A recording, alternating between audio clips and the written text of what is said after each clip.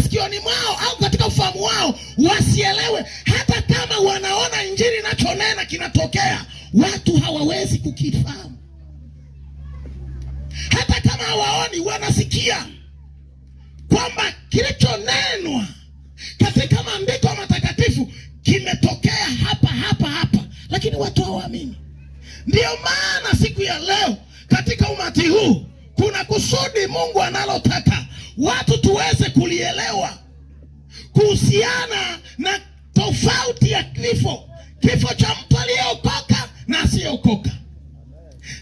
Walipokuwa naimba ile kwaya ya kwanza, ni kama wakati natunga ujumbe ni kama tulikuwa wote, lakini kulikuwa na connection katika ulimwengu wa roho. Kumbe kulikuwa na communication, kumbe sielewi, lakini basi ngoja tuendelee. Walishasema mengi. Bwana Yesu asifiwe. Kufa